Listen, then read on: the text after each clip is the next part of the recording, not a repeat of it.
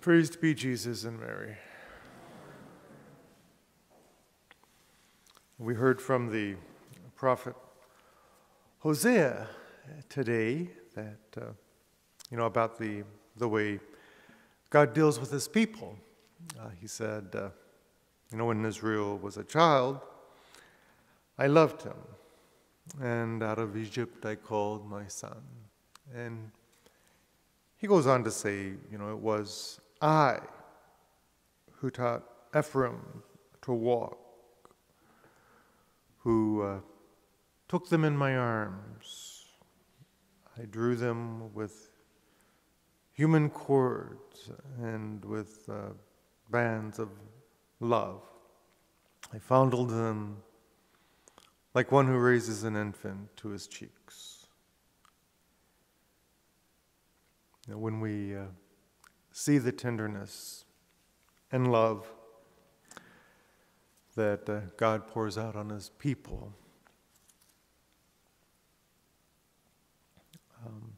we can't help but want to return that love. But he goes on to say that the more that he called Israel, the further they strayed from him. Yet, God says, I will not destroy them again because of my love for them. And, today, as we look at the lives of many Catholics, we see exactly the same problem. But we also have the same promise that God's not going to destroy the church because the church is his bride, and that the gates of hell shall not prevail against her. But the church will be purified. It will have to endure what our Lord endured. But, we need not worry. All we need to do is to remain faithful. So if the church is going to be crucified and purified, it will also rise and be glorious. The question is, are we going to be faithful to the Lord? When he comes into our home and wishes us peace, as he told his disciples to do in the gospel, will he find someone worthy there to receive that peace, or will he have to go outside and shake the dust from his feet because we refuse to receive him? Of course, we'll immediately object, and that we would always receive the Lord. But I think, we know better than that. Remember, he tells us, whatever you do to the least of my brothers, you do to me. If we knew that it was Jesus, of course, we would receive him. So what he does is he disguises himself. And he says, how are you receiving your neighbor, or even your brothers and sisters, or husband, or wife? Now, the other part of that is how do we receive his message?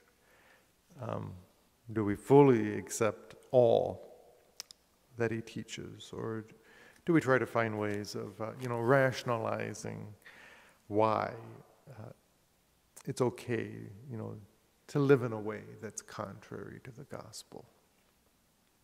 The demands of the gospel can be difficult because, we like to be comfortable in a way that, in the way that we're living our lives. And we don't like to change or to be shaken out of it. So, we become like Israel. The more our Lord calls us, the further away we run, because we're afraid, maybe afraid of the cost. It's not out of malice necessarily, but out of selfishness and fear.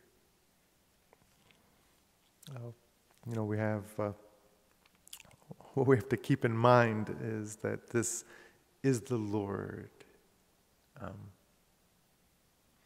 We have nothing to fear from Jesus. He loves us, and all that he does is out of love for us.